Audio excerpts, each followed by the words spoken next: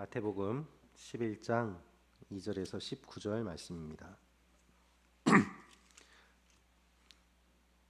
저부터 한 절씩 교독하겠습니다. 요한이 감옥에서 그리스도께서 하시는 일에 대해 듣고 자신의 제자들을 보내 예수께 물었습니다. 오실 그분이 바로 선생님이십니까? 아니면 저희가 다른 사람을 기다려야 합니까?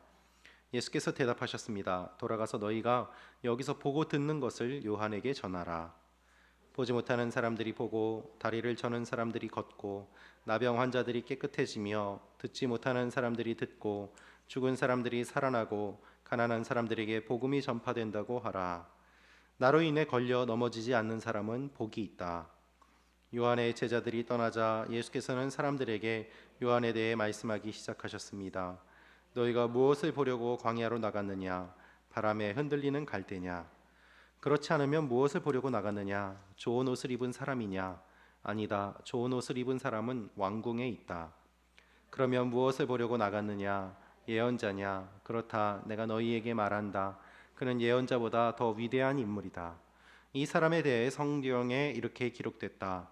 보라, 내가 내 앞에 내 사자를 보낸다. 그가 내 길을 내 앞서 준비할 것이다. 내가 진실로 너희에게 말한다.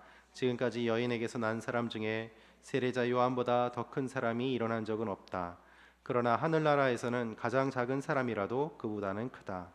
세례자 요한 때부터 지금까지 하늘나라는 침략당하고 있으니 침략하는 사람들이 차지하게 될 것이다. 모든 예언자들과 율법이 예언한 것은 요한까지다. 만약 너희가 이 예언을 받아들이기 원한다면 요한 그 사람이 바로 오기로 되어 있는 엘리야다. 귀 있는 사람은 들으라. 이 세대를 무엇에 비유할 수 있을까? 그들은 마치 장터에 앉아 다른 아이들을 향해 이렇게 소리치는 아이들과 같다.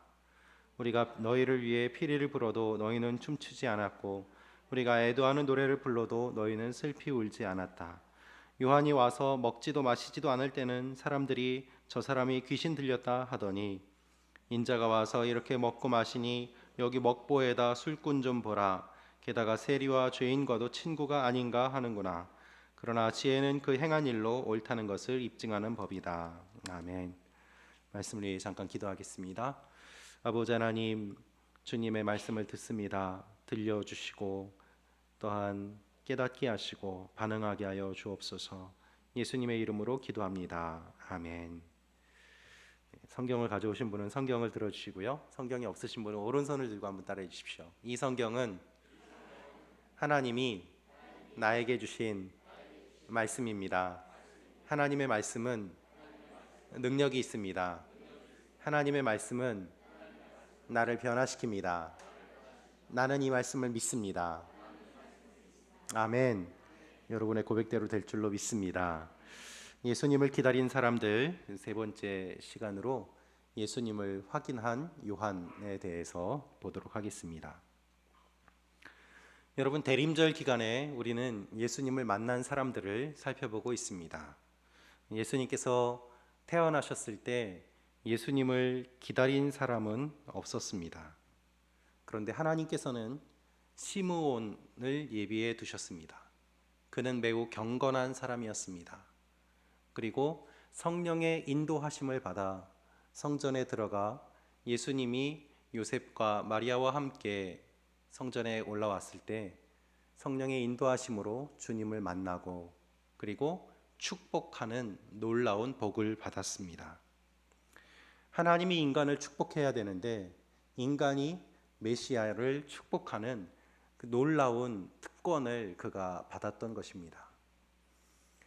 시므온과 함께 예수님을 만난 사람이 있습니다. 그 사람은 여선지자 안나입니다. 기록에 의하면 100세가 훨씬 넘는 그러한 나이임에도 불구하고 일찍 남편을 여인 그녀는 날마다 성전에서 금식하며 기도하며 메시아를 만날 것을 기다렸습니다. 안나는 항상 성전에 있었기 때문에 그곳에서 주님을 만났고 또 예수님이 어떤 일을 하실지 가장 먼저 성전에 있는 사람들에게 선포한 예수님의 사역을 미리 예언한 그러한 일들을 감당하게 되었습니다. 예수님은 기다린 사람들은 시므온과 안나였습니다. 그런데 여러분, 우리의 문제는 무엇입니까? 시므온과 안나처럼 살지 못한다는 것입니다. 우리는 시므온처럼 그렇게 경건하지 못합니다. 우리는 안나처럼 항상 금식하며 성전에서 주님을 기다리지도 못합니다. 우리의 모습은 약간은 덜 경건하고, 그리고 하나님을 사랑한다고 하지만 또한 그렇게 깊이 사랑하지는 않는 모습이 우리의 모습 아니겠습니까? 오히려 예수님을 믿는다고 하면서 우리의 믿음이 흔들릴 때가 참 많이 있습니다. 예수님을 믿지만 넘어질 때도 많이 있습니다. 그런데 여러분, 낙심하지 마십시오. 오늘 드디어 세 번째 인물 세례 요한을 우리가 보기 때문입니다. 예수님을 확인한 사람 요한에 대해서 오늘 말씀을 보도록 할 텐데요. 마태복음 11장 2절에서 3절 말씀 같이 읽어주시겠습니까? 시작.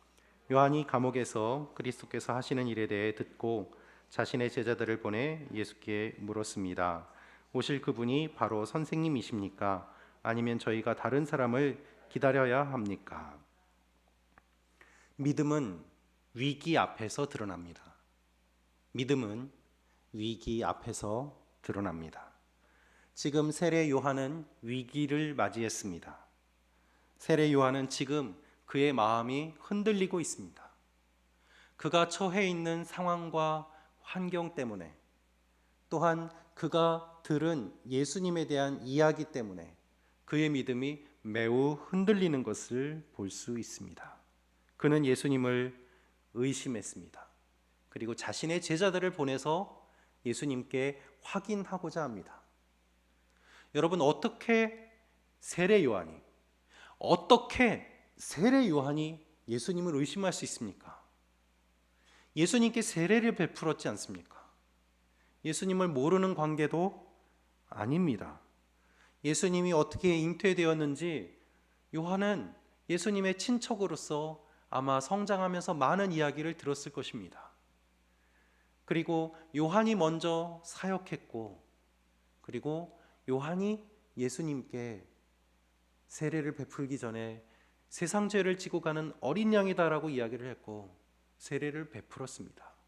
그런 요한이 지금 예수님이 진짜 메시아인가 확인하려고 제자들을 보낸 것입니다. 요한이 세례를 베풀 때 성령이 비둘기처럼 임했습니다. 하늘에서 하나님의 소리가 들려왔습니다. 성경에 기록되어 있는 삼위일체 하나님이 동시에 등장하는 거의 유일한 본문이 세례 요한이 세례를 베풀 때의 그 장면입니다. 즉 세례 요한이 세례를 베풀 때 예수님이 세례를 받으시고 성령께서 임하시고 하나님께서 말씀하시는 그 삼위일체 하나님의 현장에 가장 가까이 있던 사람이 바로 세례 요한입니다. 그의 손을 통해서 성령이 임하시고 하나님의 소리가 들리는 것을 경험했는데 어떻게 그 세례 요한이 예수님을 메시아가 맞습니까? 라고 의심할 수 있습니까? 먼저 요한이 경험하고 있는 이 위기를 살펴보면 그의 마음을 조금은 이해할 수 있습니다. 자, 요한이 지금 어떠한 상황 가운데 있을까요? 요한은 감옥에 갇혀 있습니다. 그가 갇힌 그 감옥은 지금 우리가 알고 있는 현대의 감옥과는 다릅니다. 아무리 감옥이 침대가 좋고 환경이 좋아도 감옥 가고 싶으신 분 계십니까? 아무도 없습니다. 당시의 감옥은 환경이 열악했고 어두운 굴과 같은 곳이었습니다. 빛이 들어오지도 않고 그리고 환경도 매우 좋지 않았습니다. 그 열악한 환경 가운데 요한이 들어가 있는데 다른 죄인들과 달리 그는 중죄인으로 취급을 받았습니다. 그가 무슨 죄를 지었길래 감옥에 들어갔을까요? 성경은 이렇게 말하고 있습니다. 마태복음 14장 3절 4절 말씀을 같이 읽겠습니다. 시작.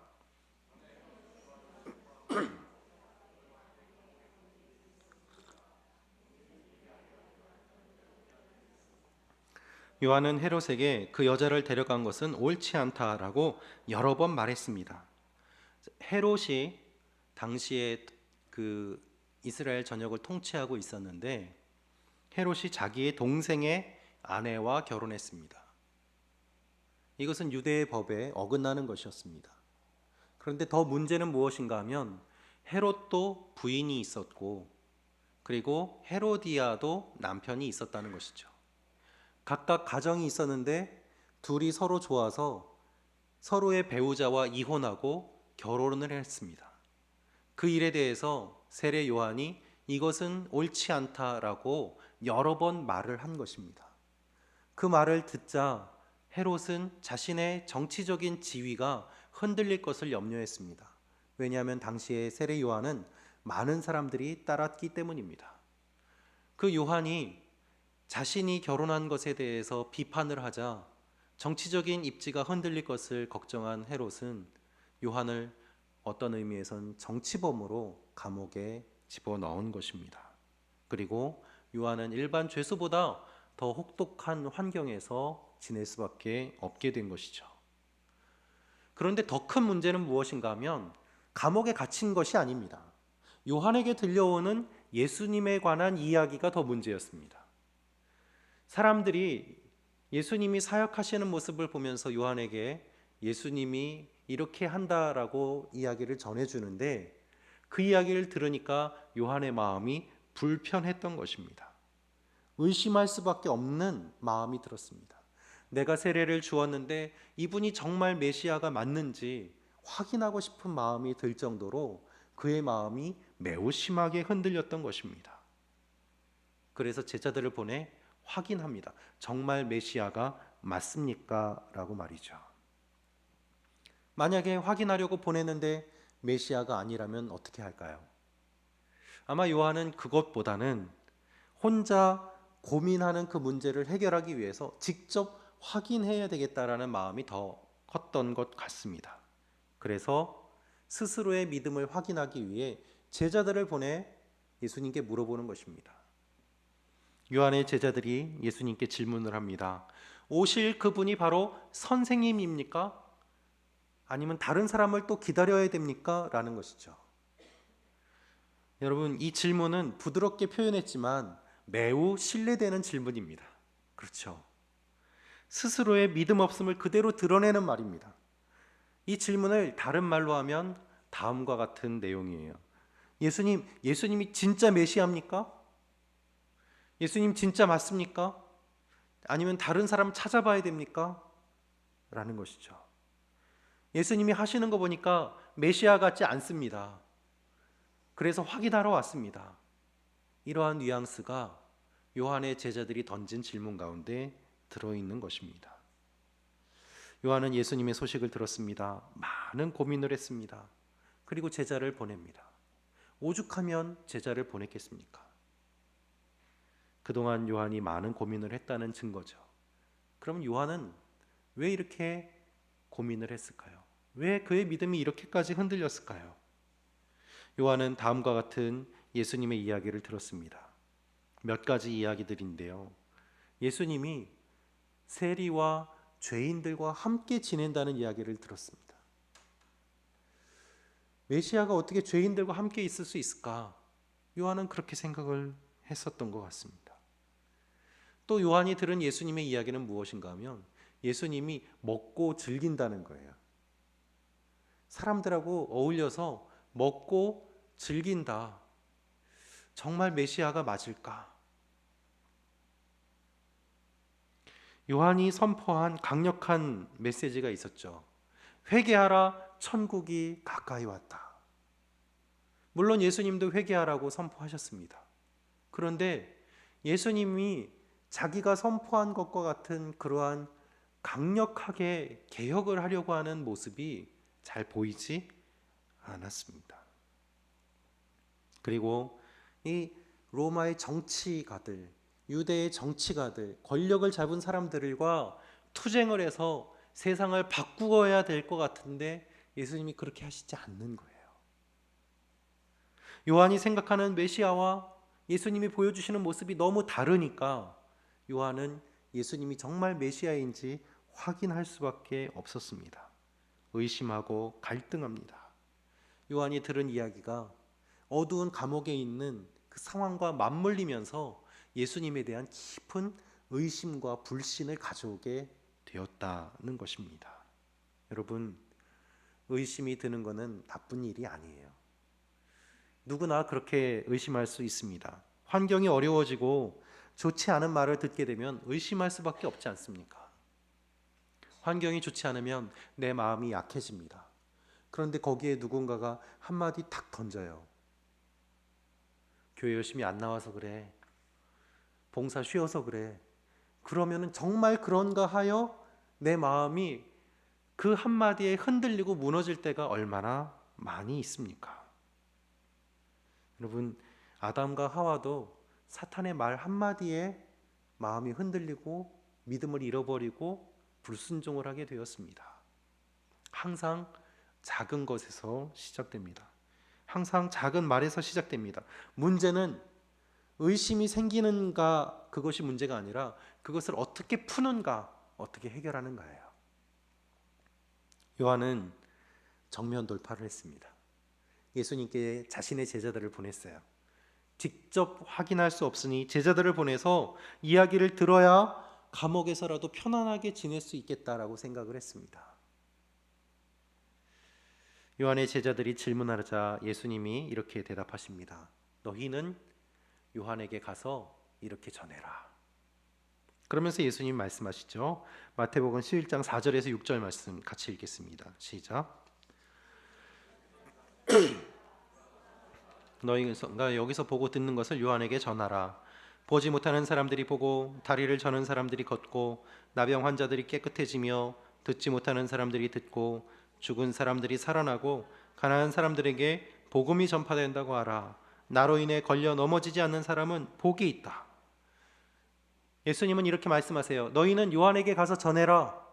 무엇을 전합니까? 그리고 6가지를 말씀하세요. 보지 못하는 사람, 다리 저는 사람, 나병, 즉 한센병 환자, 그리고 듣지 못하는 사람, 죽은 사람이 살아나는 것, 복음 전파, 이 일들이 지금 나를 통해서 일어나고 있다. 이것을 요한에게 전해라. 그리고 나로 인해서 실족하지 않는 사람은 복이 있다. 이 말씀의 내용은 내가 바로 곧 그니 의심하지 말라는 내용입니다. 안심해라. 내가 바로 그 메시아다라는 것이죠. 가장 먼저 예수님 말씀하신 메시아로서의 특징이 무엇입니까? 눈먼 자를 보게 한다는 거예요. 이사야서 말씀을 인용하시면서 예수님이 이 말씀을 가장 먼저 선포하셨고 실제로 사람들의 눈을 고쳐주셨습니다. 그리고 뒷부분에 나오는 것이 무엇입니까? 죽은 사람을 살린다는 것이죠. 순서로 보면은 눈 뜨는 것부터 죽은 사람을 살리는 것까지입니다. 여러분, 제가 여러분들께 질문 하나 드리겠습니다. 앞을 못 보는 사람 눈 뜨게 하는 것과 죽은 사람 살리는 것 중에 어떠한 기적이 더 큰 기적일까요? 죽은 사람 살리는 기적이 더 큰 기적인 것 같죠. 할렐루야, 감사합니다. 우리 생각은 그렇습니다. 그런데 유대인들은 그렇게 생각하지 않았습니다.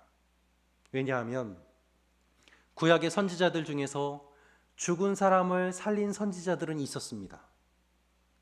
그런데 앞을 보지 못하는 사람, 눈을 뜨게 해준 선지자는 한 명도 없었어요. 선지자들 중에 했던 그 일을 하는 것이 메시아가 아니라 선지자들 중 아무도 하지 못한 일을 하는 것이 메시아의 특징이었습니다. 그래서 예수님께서 가장 먼저 눈먼 자의 눈을 뜨게 한다라고 말씀하셨고, 성경을 보면 예수님의 사역 가운데 그렇게 앞을 보지 못하는 사람들의 눈을 많이 뜨게 해주셨습니다.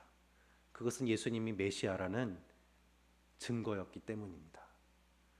지금도 그렇습니다마는 햇빛이 강렬하게 쪼이는 그 환경 가운데 선글라스가 없었습니다. 그 햇빛 때문에 많은 사람들이 시력이 약해지거나 또는 실명하는 일들이 있었습니다. 그런데 그 사람들을 아무도 고쳐주지 못했습니다. 선지자가 그렇게 많이 있었지만 아무도 고쳐주지 못했습니다. 그런데 예수님이 오셔서 고치시는 거예요. 그래서 사람들은 눈 고치시는 예수님의 모습을 보며 메시아다라고 고백할 수밖에 없었던 것이죠. 예수님이 말씀하신 6가지 내용을 살펴보면 앞에 눈 뜨는 것부터 죽은 사람 살리는 것까지 5가지는 기적입니다. 그런데 6번째 무엇을 말씀하십니까? 가난한 자들에게 복음을 선포하게 한다. 여러분, 기적과 복음은 같이 갑니다.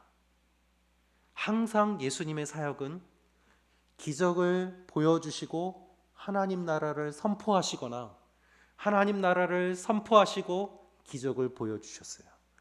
기적만 보여주신 적은 한 번도 없습니다. 항상 하나님 나라가 실제한다는 증거로서 기적을 보여주셨습니다. 그래서 주님은 세례 요한의 제자들에게도 이 말씀을 하고 계시는 것입니다. 복음이 전파되게 하기 위해서 내가 이 기적을 베풀고 있다. 내가 메시아다. 내가 하나님 나라를 선포한다 라고 말이죠. 여러분, 기적만 추구하지 마십시오. 기적과 함께 복음이 들어가야 됩니다. 할렐루야. 이것이 주님께서 이루신 사역입니다. 주님의 말씀은 정리하면 이것입니다. 자, 이것을 보아라. 내가 메시아로서 기적을 베풀고 있다. 기적을 행하고 있다. 이런 일들이 일어나고 있다. 메시아가 아니라면 어떻게 가능하겠느냐? 너희는 무엇을 보려고 광야에 나왔느냐? 예수님은 요한이 무엇을 보고 있는지 돌려서 말씀하십니다. 요한아, 너는 지금 무엇을 보고 있느냐? 내가 보이지 않느냐? 너는 지금 무엇을 보고 있느냐? 그럼에도 불구하고 예수님은 사람들에게 이 요한이 사람들 중 가장 큰 사람이라고 칭찬하십니다. 마태복음 11장 11절 말씀 같이 읽겠습니다. 시작. 마태복음 11장 11절 말씀인데요. 시작. 내가 진실로 너희에게 말한다. 지금까지 여인에게서 난 사람 중에 세례자 요한보다 더 큰 사람이 일어난 적은 없다. 그러나 하늘나라에서는 가장 작은 사람이라도 그보다는 크다. 예수님은 요한이 사람들 중에서 가장 큰 사람이라고 칭찬하고 계십니다. 믿음은 위기 가운데서 드러납니다. 세례 요한은 위기 앞에서 예수님을 의심했습니다. 왜 그랬습니까? 자신의 생각과 주님의 모습이 달랐기 때문이에요. 요한은 예수님이 기득권을 공격하기를 원했습니다. 요한은 정치적인 변화를 원했습니다. 요한은 자기처럼 예수님도 금식하며 광야에서 사역하기를 원했습니다. 그러나 예수님은 그렇게 하지 않으셨어요. 여러분, 주님은 우리 생각과 다릅니다. 예수님은 우리가 생각하는 것과 다릅니다. 주님은 주님 마음대로 하실 수 있습니다. 주님은 그럴 권리가 있습니다. 할렐루야. 우리의 생각에 주님을 맞추는 것이 아니라 주님의 모습에 우리를 맞추어가는 것, 그것이 진정한 믿음입니다. 사람들이 아무리 말하고 아무리 반응해도 주님은 주님의 길을 가셨습니다. 요한처럼 많은 사람들이 예수님의 모습을 보고 의심했습니다. 그래서 예수님을 떠나간 사람들도 많았습니다. 예수님은 말씀하십니다. 이렇게 말씀하시죠. 나를 보고 거치지 않은 사람은 복이 있다. 나로 인해 걸려 넘어지지 않는 사람은 복이 있다. 여러분, 우리에게 주님을 맞추려고 하면 우리의 믿음은 왜곡되고 자칫하면 이단이 되기도 합니다. 나에게 성경을 갖다 맞추면 그것이 이단이에요. 성경 여기저기에 있는 구절들을 다 뽑아서 짜깁기해서 내 주장을 증명하기 위해 사용한다면 그것은 건강한 신앙이 아닙니다. 그러나 하나님의 말씀에 나를 맞추어가고 주님이 하시는 일에 나를 맞추어가는 것, 그것이 건강한 믿음입니다. 풀은 마르고 꽃은 시드나 여호와의 말씀은 영영이 서리라. 주님의 말씀을 우리의 상식과 우리의 판단과 우리의 경험으로 해석하고 분석하고 잘라내는 것이 아니라 그 말씀에 우리의 모든 것들을 온전히 던질 때에 우리는 굳건한 믿음 위에 설 수 있게 되는 것입니다. 우리의 믿음이 흔들릴 때 어떻게 해야 됩니까? 우리가 이해할 수 없어도 주님을 믿어야 되는 것, 그것이 믿음입니다. 그 믿음의 근거는 흔들림 없는 주님의 말씀에서 나옵니다. 자꾸 흔들리는 상황과 환경이 아니에요. 어두운 감옥 때문에, 사람들이 하는 말 때문에 흔들리는 것이 아니라 예수님이 말씀하신 것처럼, 예수님이 말씀하신 이 내용은 구약을 인용해서 메시아의 특징을 말씀하신 것입니다. 즉, 내가 너에게 말한다, 말씀 위에 굳게 서라는 그러한 의도가 담겨 있는 것입니다. 여러분, 우리의 믿음이 흔들릴 때 말씀을 근거로 다시 서야 됩니다. 요한은 예수님의 친척이었습니다. 어릴 때 같이 자랐습니다. 어떻게 요한이 예수님을 모를 수 있습니까? 그런데 의심할 때가 있는 거예요. 결정적인 순간에 흔들려요. 예수님이 요한이라고 하더라도 이렇게 흔들리는 모습을 보시고 그를 격려하며 위로하며 말씀 위에 굳게 서도록 이렇게 전하라라고 말씀하십니다. 주님은 요한의 이 의심을 비난하지 않으셨습니다. 책망하지 않으셨습니다. 말씀으로 격려하며 다시 일으켜 세워주셨습니다. 어떻게 의심을 이겨낼 수 있는가? 말씀 위에 굳게 설 때 가능함을 주님이 알려주셨습니다. 여러분은 믿음이 흔들리신 적이 있지는 않습니까? 어떤 상황과 환경 때문에 위기에 빠져 있지는 않습니까? 도저히 성경이 믿어지지 않을 때가 있지는 않습니까?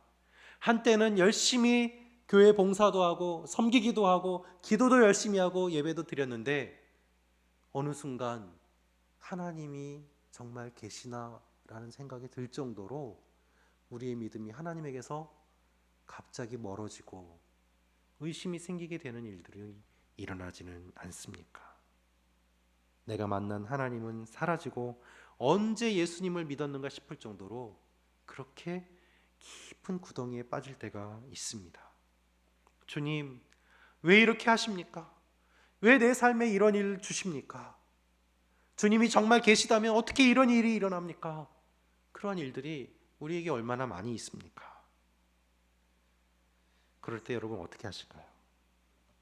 우리가 어떻게 해야 될까요? 주님 앞에 정면 돌파를 하십시오. 정직하게 기도하시고 하나님 앞에 울부짖고 몸부림을 치십시오. 그리고 주님의 말씀 위에 굳게 서십시오.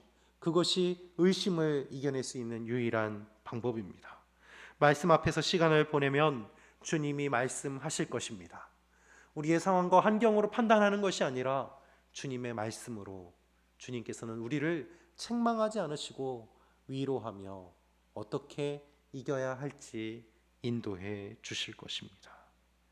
주님의 재림을 기다리며 우리가 해야 될 것은 말씀 위에 굳게 서는 것입니다. 오랫동안 주님을 알고 신앙생활을 했어도 주님을 의심하고 떠나가는 그러한 분들도 계십니다. 여러분 기억하십시오. 믿음은 단거리 경주가 아닙니다. 믿음은 마라톤이에요. 잠깐 열심히 하시는 분들은 많이 계십니다. 그러나 주님 앞에 갈 때까지 끝까지 믿음을 지키시는 분들은 생각보다 많지 않아요. 이 땅에서 우리가 선한 싸움을 마치고 끝까지 주님을 사랑한다고 고백하고 사탄 마귀가 우리를 마지막까지 정말 천국이 있는가? 정말 주님이 계시는가? 정말 내가 구원받았는가? 그렇게 흔드는 그 상황 가운데서 한 영혼이라도 더 삼키려고 우는 사자처럼 헤매일 것입니다. 그러나 그 모든 것을 뚫고 끝까지 주님을 사랑하고 믿는다고 고백하며 하나님 앞에 나아갈 때 우리에게 주어진 영원한 천국과 기쁨의 상급이 있는 것입니다. 세례 요한의 마지막은 어떻게 되었을까요? 마태복음 14장을 보면 세례 요한의 마지막이 기록되어 있습니다. 그가 감옥에 갇힌 이후에 어느 정도의 기간이 지났을 때 헤로디아의 생일이 되었고 그것에 대해서 헤롯이 상으로 선물을 주려고 할 때 헤로디아는 요한의 목을 원했습니다. 그리고 그 여인의 한마디에 목이 잘려 죽었습니다. 요한은 첫 번째로 순교한 사람이 된 것이죠. 여러분, 요한이 죽기 전에 그의 마음은 예수님에 대한 불신으로 가득 찬 슬픔 가운데 죽었을까요? 아니면 내가 메시아를 진정으로 만났구나라는 기쁨으로 이 땅을 떠났을까요? 아마 후자일 것입니다. 요한의 제자들이 전해준 그 말을 그가 들었고 그 감옥에서 지내는 가운데 세상을 떠났기 때문입니다. 끝까지 우리가 믿음을 지키기 위해서 날마다 주님과 동행하고 말씀 위에 굳게 서며 믿음을 품고 의심을 이겨내며 주님 앞에 나아가는 여러분과 제가 되기를 주님의 이름으로 축원합니다. 믿음 없이 방황하지 마십시오. 의심 속에 파묻히지 마십시오. 주님을 기억하며 주님 안에 건강하고 굳건하게 서시기를, 승리하시기를 주님의 이름으로 축원합니다.